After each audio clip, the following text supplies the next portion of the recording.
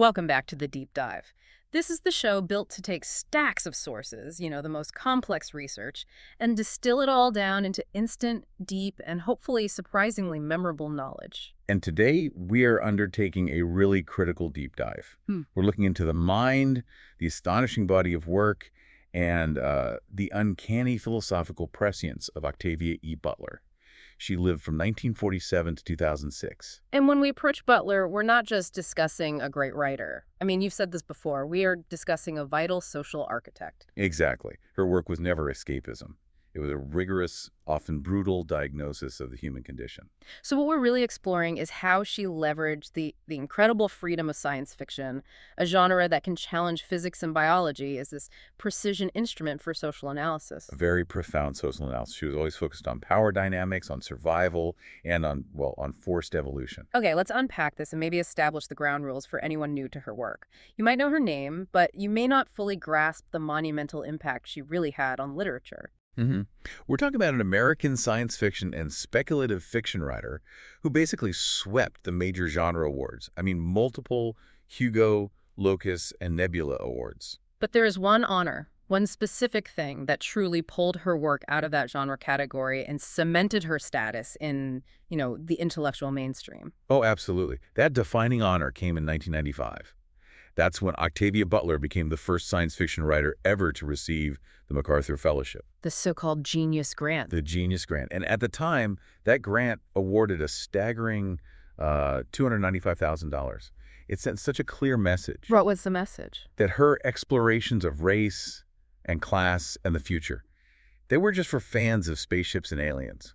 This was crucial American literature. It was an institutional acknowledgement that her insights were, frankly, groundbreaking. And if you want to understand the foundational impulse behind all that genius, she gave us the key herself. She gave us the quote that fuels her entire body of work. I began writing about power because I had so little. That one statement, it just sets the stage for every single world she built, every painful compromise her characters were forced to make, and every terrifying future she explored. It really does. Her mission was to constantly test the boundaries between the powerful and the powerless. Which is, it's the ultimate setup for a science fiction writer, isn't it? It is. She didn't just want to create interesting technologies or cool aliens. She wanted to explore the systemic, sociobiological flaws within us.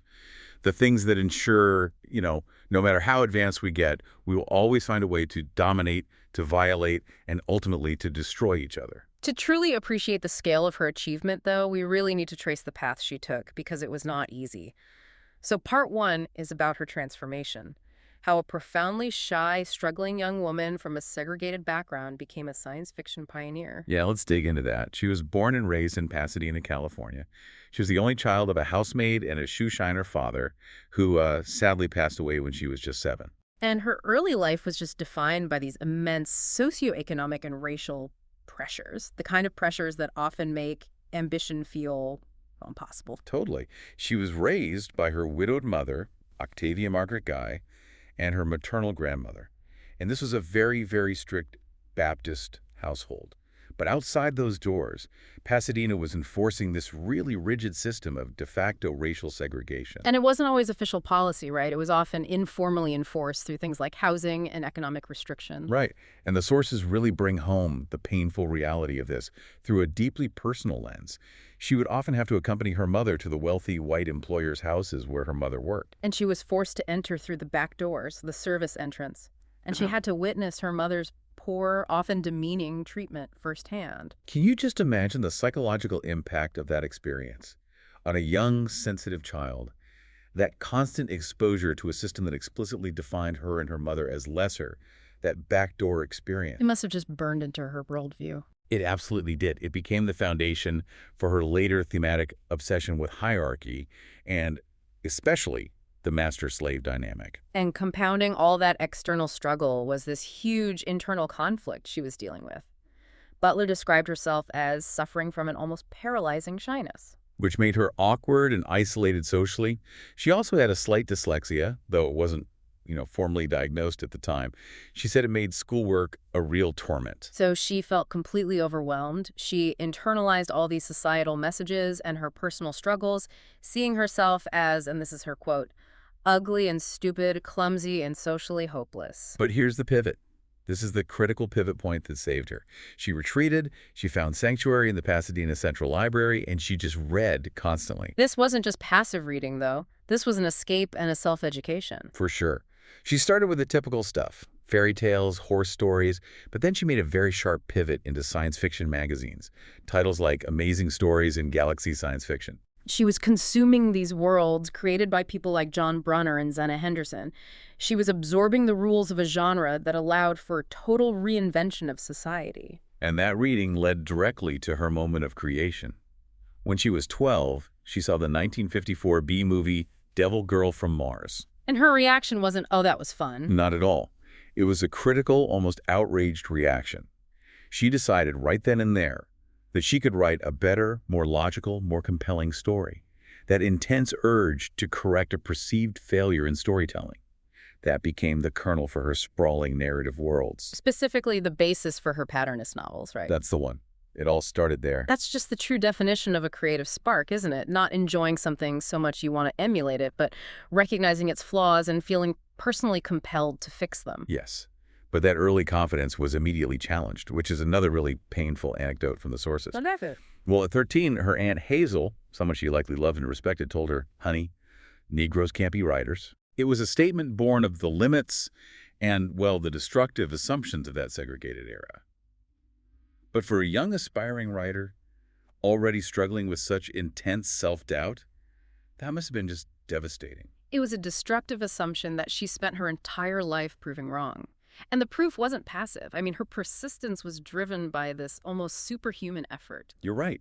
At age 10, she had already begged her mother for a Remington typewriter and taught herself how to type out her stories 2 fingers at a time. That discipline became the core of her survival mechanism. The sources say she worked a series of these temporary dead-end jobs. Potato sack factories, filing clerks, dishwashers. All through her 20s, and specifically choosing jobs that were physically and mentally less demanding. And why? So she could save her energy for the real work? Exactly. She maintained this punishing schedule, often getting up at 2 or 3 in the morning to work on her craft, before the demands of her day job kicked in. That combination of external oppression and internal drive just created an engine. And her academic journey also marked these quiet but really important milestones. Like after high school, she went to Pasadena City College, PCC. And as a freshman there, she won a college-wide short story contest. Which gave her a massive shot of confidence and her first professional income, $15. And PCC wasn't just a learning ground. It was the crucible for her most famous novel, Kindred. Our sources note she had an African-American classmate who was really steeped in the rhetoric of the Black Power movement of the 1960s. And he was loudly criticizing previous generations for what he saw as their subservience to whites. Right. And she saw that critique as historically simplistic and deeply, deeply unfair to the people who had survived unimaginable conditions.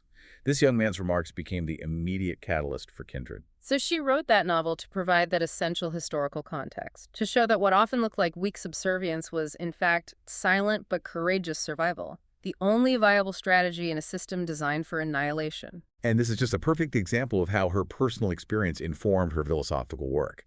She was challenging the easy assumptions of her contemporaries by digging into the complexity of the past, using science fiction's freedom time travel to prove her point.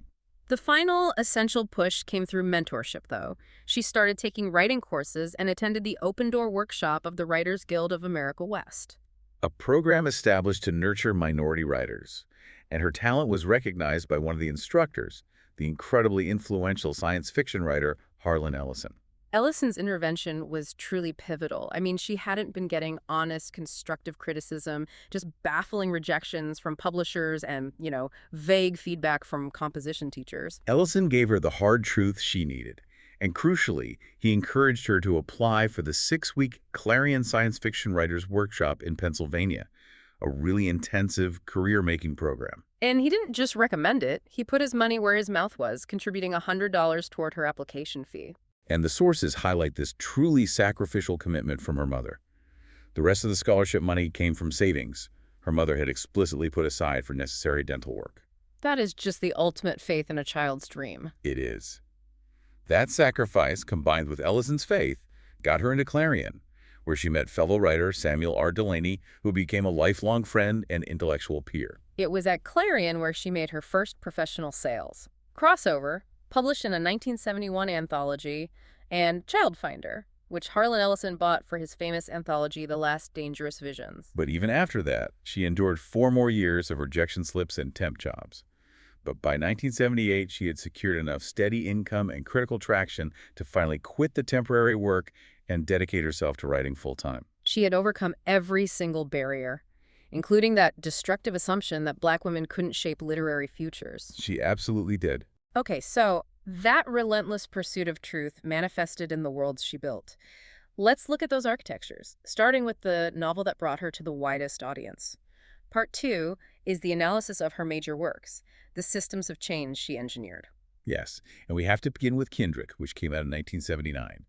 It remains her best-selling standalone novel, and it serves as the clearest articulation of her exploration of historical memory, generational trauma, and the nature of survival under duress. The core mechanism of the story is just elegant in its cruelty.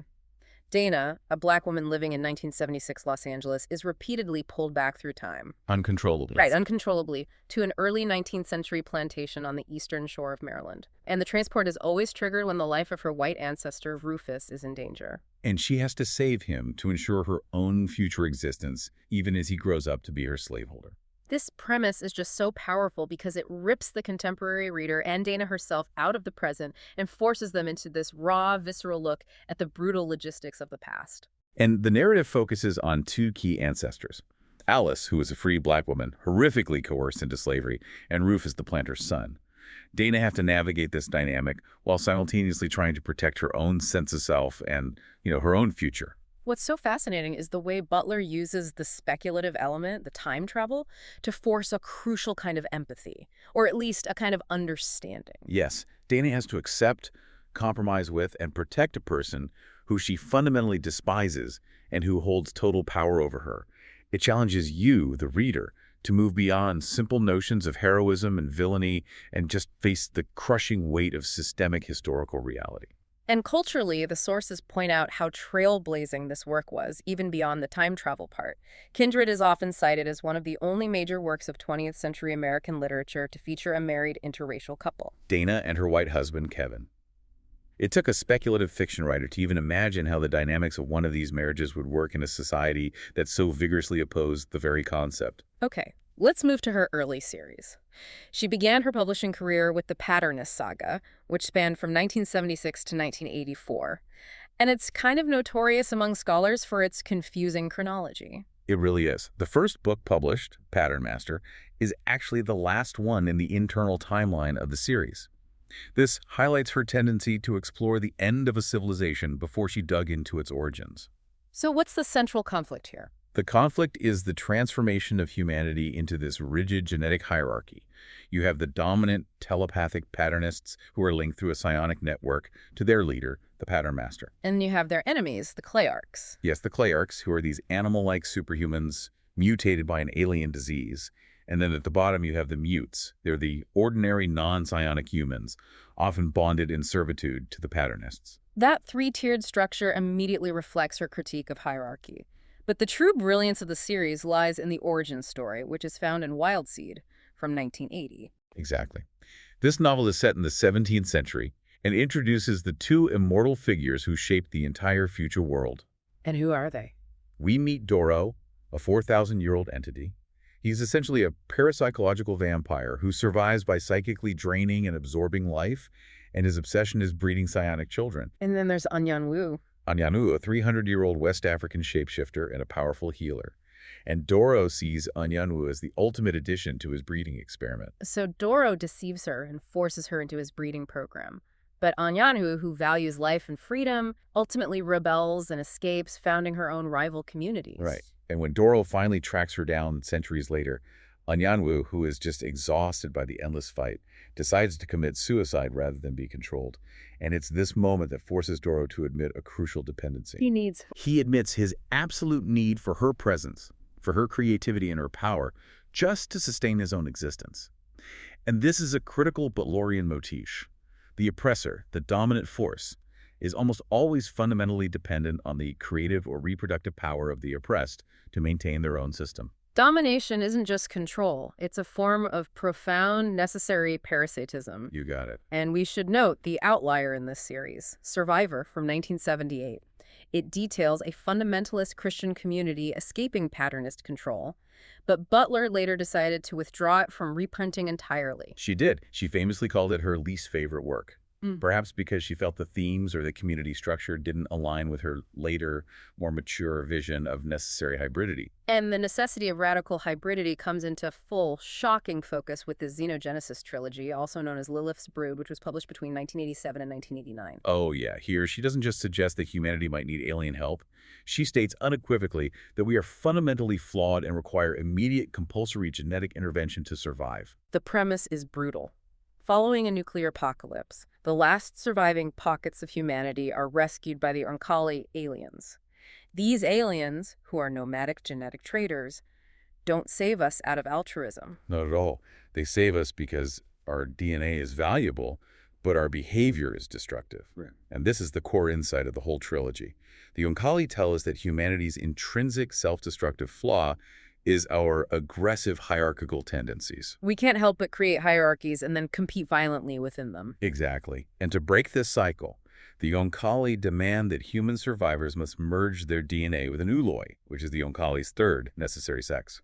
This is how they create a new hybrid race, eliminating the human flaw through genetic manipulation. That's heavy. Is she suggesting evolution through forced coercion? How does that align with her focus on agency and the survivor? Well, that's the paradox at the heart of the series. The Oankali are benevolent captors, offering survival at the cost of identity. And the trilogy, particularly Adulthood Rights and Imago, explores the absolute resistance this generates. So even facing total extinction, a faction of humans still rebels against the Oankali engineered progeny. They prefer human-only extinction to forced genetic mixing. This rebellion culminates in the establishment of a human-only colony on Mars. That sounds like a terrifying commentary on human nature, that we would choose genetic purity and self-destruction over survival through radical and forced difference. It is. And Imago takes the hybridity even further, introducing Jodas, a shape-shifting healer who is a fully realized human Oankali ooloi. The new species is evolving far beyond the confines of old humanity. Finally, we arrive at the Parable or Earthseed series. And this is her most frighteningly prophetic set of novels. Published in the 1990s, they depict a dystopian 21st century America suffering socioeconomic and political collapse. And not from aliens or disease, but from corporate greed, climate change, and failing infrastructure. The accuracy of the predictions is what makes these books so relevant to us today. Parable of the Sower from 1993 is set in a dystopian California in the 2020s, and it explicitly features devastating, large-scale fires in the state.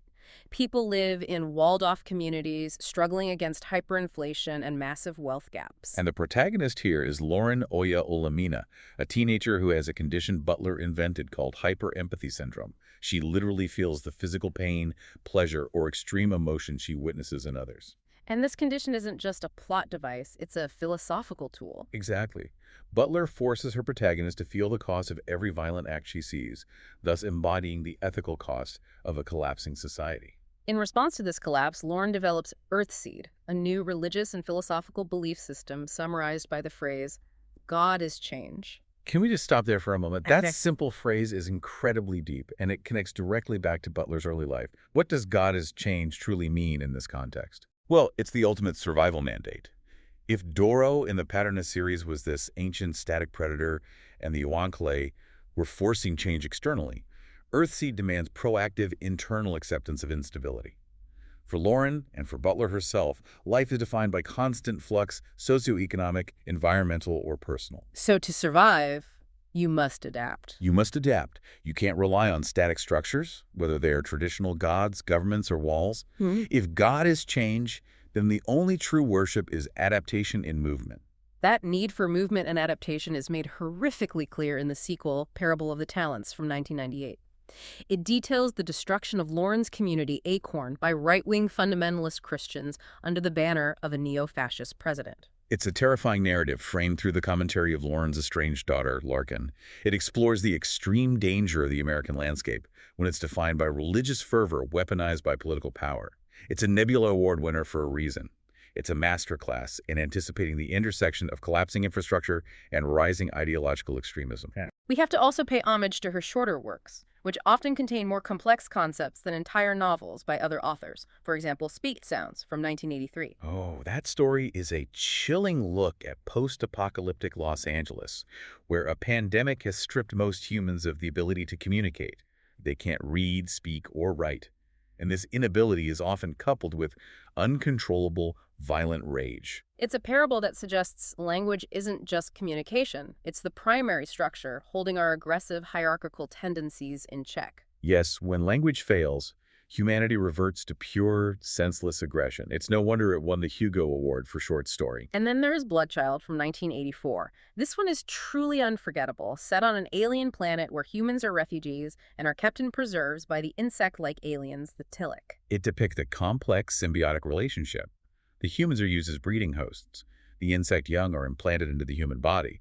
The story doesn't simply present this as pure horror, though. Right, it explores the deeply nuanced, affectionate, yet fundamentally coercive relationship between the hosts and the insect aliens. Butler challenges your immediate reaction by showing affection and even necessity in the process. She forces us to rethink traditional concepts of family, violation, and symbiosis. It won the Hugo, Nebula, and Locus Awards, which shows its massive impact. And her final novel, Fledgling, from 2005, returns to themes of symbiosis and disruption through the vampire genre, but naturally, she flips it completely. She introduces the Ina, a community of dark-skinned, symbiotic vampires who live in extended, polyamorous families with humans, whom they feed on, but also protect. The protagonist is Shori, a petite black female hybrid Ina. And she survives an attack and must relearn her identity and her relationship with her human family. Scholars see this as a radical disruption of the entire genre. It is. It challenges the traditionally pale, white-centric, and paternalistic vampire tropes with a hybrid black, female character at its core. It's a fitting capstone. Her final work was still defined by redefining bodies and shattering boundaries. We have spent time listing the products of her genius. Now, in part 3, let's dive into the core engine of her thought, the Butlerian philosophy. This consistent worldview is the real shortcut to understanding why her works are so powerful. Okay. Her central driving thesis was a persistent, unyielding critique of hierarchy. She argued that humanity is inherently flawed, built with an innate tendency toward hierarchical thinking. She saw this as the root cause of every major societal problem. Arguing that this impulse inevitably leads to tribalism, violence, caste systems, and ultimate self-destruction. Right.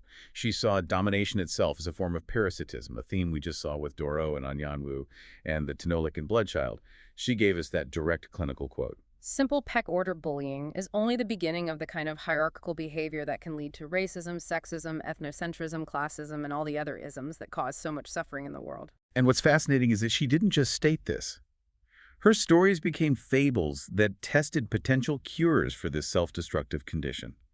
In every story, the powerful dominate the weak, whether it's through social systems like in Kindred, genetic manipulation in Patternist, or technological superiority in xenogenesis. And her protagonists, who often embody difference and diversity, are forced to choose between defiance and some necessary compromise with those forces of hierarchy. So if that hierarchical impulse is the death drive, the solution she offers is the necessity of radical hybridity and change. She posited that this drive must be countered by an innate love of life, what philosophers call biophilia, specifically a love of life that is strange, different, and highly adaptive. And this correction is always physical. It's literal and profound. Her works use gene manipulation, miscegenation, forced symbiosis, mutation, and alien contact as the only viable methods to correct the fundamental socio-biological causes of hierarchical violence. The goal isn't just social change. It's genetic and evolutionary change. This focus results in what critics call the undoing of the human body, both literal and metaphorical. Dana's time travel leaves her permanently injured. The Onkali create new sexes. The Patternists evolve telepathy. And these physical transformations signal the profound conceptual and spiritual changes necessary to shape a world that isn't organized by endless, violent stratification. The upshot of this focus on hybridity is that when a bioengineered or hybrid protagonist like Shori in Fledgling or Jodas in Xenogenesis achieves evolutionary maturity, it doesn't just save them. No, it signals the potential evolution of the dominant community itself. A forced or chosen move toward tolerance, acceptance of radical diversity, and the desire to wield power responsibly. This brings us to the core identity of her hero, the survivor. Butler's protagonists are almost without exception disenfranchised individuals, very often Black women, whose historical context makes them already intimate with brutal violation and exploitation. Exactly. And why are they the heroes? Because they are the ones who already understand the absolute necessity of compromise in order to survive. They have to endure immense mental, physical, and emotional distress, even when they possess superhuman abilities. Their challenge isn't winning a war. No, it's surviving the next day while maintaining a shred of agency. Therefore, their acts of courage are rarely revolutionary defiance in the traditional sense. Instead, those acts often become acts of understanding and, in some cases, love, reaching a crucial, necessary compromise with those in power to secure a long-term future. So it's a dual-purpose narrative. First, it illustrates the historical exploitation of marginalized groups, a clear mirror to her mother's backdoor experiences. Right. And second, it shows how the quiet resolve and forced adaptability of that exploited individual can become the catalyst for critical evolutionary change in the entire system. Her work is undeniably positioned within the concept of Afrofuturism, speculative fiction that explores African American themes within a modern technological or futuristic context. For sure. She seamlessly blended sci-fi technologies with African American spiritualism, most notably in Wild Seed, where she reimagined the 17th century with two immortal African figures using parapsychological abilities to shape an alternate anti-colonialist history. But critics have been careful to nuance her position within the genre. Her insistence on hybridity beyond the point of discomfort and the grim, challenging themes of domination and compromise often deny what is sometimes seen as the ethnocentric escapism found in some Afrofuturist works. Butler wasn't interested in an all-black utopia. She was interested in a functional one. She consistently favored multi-ethnic, multi-species communities as the only sustainable model for survival. Whether that was the interracial marriage in Kindred, Or the hybrid species in xenogenesis, or the mixed society in fledgling, her goal was to challenge all forms of tribalism, even potentially protective ones. ultimately, she chose her subject matter very intentionally. She felt profoundly disappointed by the science fiction genre she loved, finding it lacking in noteworthy female protagonists and offering unimaginative portrayals of ethnicity and class. So she decided to correct those gaps herself, choosing to write self-consciously as an African-American woman marked by a particular history. This is what she famously called writing myself in. Her stories consistently use the marginalized Black woman's perspective, a perspective already defined by navigating systems of oppression, to drive the narrative and, critically, increase her potential for reconfiguring the future of society. That marginal position, which started as a burden, became her most powerful literary tool. We've established the depth and the breadth of her vision. Now, in Part 4, let's look at how the world has finally caught up to her. Let's talk about her enduring legacy and impact. Her critical acclaim, even before her death in 2006, was overwhelming. The New York Times described her novels as evocative and often troubling explorations of far-reaching issues of race, sex, power. And the novelist Orson Scott Card praised her examination of humanity as clear-headed and brutally unsentimental. I particularly appreciate the description of her prose as crystalline, at its best, sensuous, sensitive, exact. It emphasizes that her power wasn't just in the big ideas, but in the precision of her writing. One critic even argued that her books, with the possible exception of her first, could not have been written by a man or anyone other than an African-American woman, underscoring the vital, irreplaceable nature of her specific experience. And that specific experience, as we discussed, traces directly back to her mother. Her mother, a working-class woman with little formal education, ensured that young Octavia had access to discarded reading materials from her white employers. Everything from advanced books to magazines that opened doors to new ideas. It's a remarkable legacy of sacrifice. Her mother bought her that first Remington typewriter at age 10, recognizing her desperate need to write. And, most significantly, she sacrificed savings she needed for dental work to ensure Butler could attend the Clarion workshop. The moment she made her first professional sales, that foundational support is just intrinsic to her success. It is. And we can't overlook the ongoing critical mentorship of Harlan Ellison, who not only provided the crucial honest criticism she required, but deepened that relationship into a lifelong intellectual friendship. Her modern inspiration is clearly evident in the social justice movements that now actively use her work as a guide. In 2015, the book Octavia's Brood Science fiction stories from social justice movements was published. And it directly framed her narratives as tools for imagining liberation. And that academic engagement continues with the launch of major intellectual projects like the Octavia's Parables podcast, which dedicates deep analysis to her prescient Earthseed series. It shows that her dystopias are now being treated not as warnings of the future, but as diagnostics of the present. But here is where the legacy truly transcends the literary world and becomes, well, quite literally cosmic. It is wonderfully poetic that a writer so obsessed with humanity's need to evolve and escape Earth's flawed hierarchies would have her name placed on other worlds. These are specific, startling facts. In 2021, NASA officially named the landing site of the Perseverance rover on Mars the Octavia E. Butler landing. It's situated in the Jezero crater. Mars, the planet that housed the human-only colony in the Xenogenesis trilogy, now bears her name. And her name's even further out in the solar system.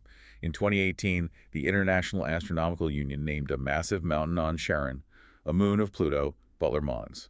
And further solidifying her celestial presence, asteroid 7052 Octavia Butler was named in her memory in 2019. Beyond the cosmos, her recognition continues back on Earth, reflecting the social change she championed. She was inducted into the National Women's Hall of Fame in 2021. A middle school was renamed in her honor in 2022. And the Octavia Lab Makerspace opened at the LA Public Library in 2019, a perfect tribute to the place where a shy, awkward child found her escape and her intellectual path. Most powerfully, though, her material legacy continues to shape the next generation. The Octavia E. Butler Memorial Scholarships, established by the Carl Brandon Society and Pasadena City College, work to fulfill her own handwritten life goals from her 1988 notebook. What were those goals? She wrote 3 specific goals down, focusing entirely on lifting up the next generation. I will send poor black youngsters to Clarion or other writers' workshops. I will help poor black youngsters broaden their horizons, and I will help poor black youngsters go to college. She is continuing to shape the future of literature, ensuring that those who, like her, start with little power, are given the tools to write themselves into existence. And finally, her current intense relevance is evidenced by the sheer volume of adaptations in development. Her work is proving immensely translatable to modern media. We're seeing graphic novels of Kindred and Parable of the Sower, and the opera version of Parable of the Sower, composed by Toshi Reagan, has been touring extensively. And the major television adaptations are confirming her mainstream impact. The FX miniseries of Kindred premiered in 2022.